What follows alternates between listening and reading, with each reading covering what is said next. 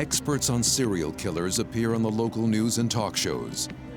Among those interviewed is psychic Noreen Renier. Working on police cases, I like to touch something that was on the body of the victim. I was on the Joan Rivers show. She handed me a letter that the Zodiac Killer had written, and by touching it, I could pick up some information about the individual that wrote the letter.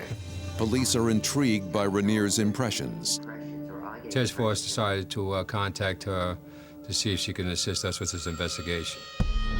Desperate to find him, police enlist the help of psychic Noreen Renier. She visits one of the crime scenes and sees the face of the killer. And I kept wanting to call him like Eduardo or Eddie or something of that sort. The face was of a Latino. But police have reason to be skeptical.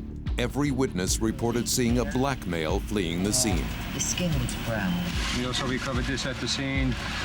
It's a bullet that passed through the victim. When I, as a psychic, am able to touch it, somehow the energy in my mind can interpret the energy from that object, and I see pictures. When a man arrested for shooting his sister draws a symbol of a circle with a cross on his confession, police know they've seen it before. It was the same type of symbol that was on the Zodiac letters years before. At that point, those detectives realized that the individual could very well be the individual we've been looking for the last 6 years.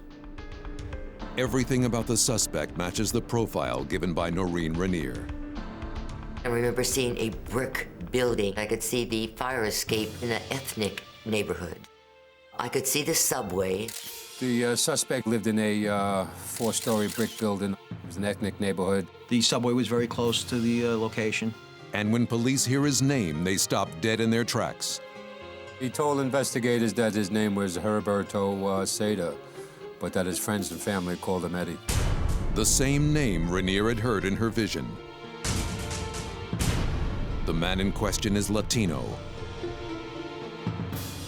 His fingerprints were rushed down to latent print. That print was matched with the print that was taken off one of the letters. It's a match.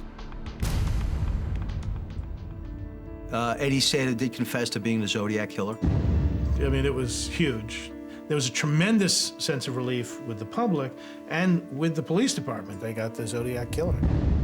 Several months later, Eddie Seda is tried and convicted. He's sentenced to 236 years in jail. So it was shocking. We assumed that this individual was a male black, which was a bad assumption at the end. It's a good possibility that after the shooting, someone ran from fright.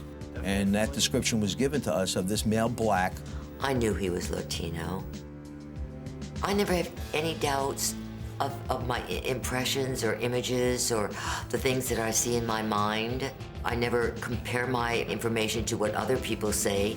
After speaking with Noreen, I learned a valuable lesson, just to keep an open mind, believe it or not. She had some good information to aid in the investigation.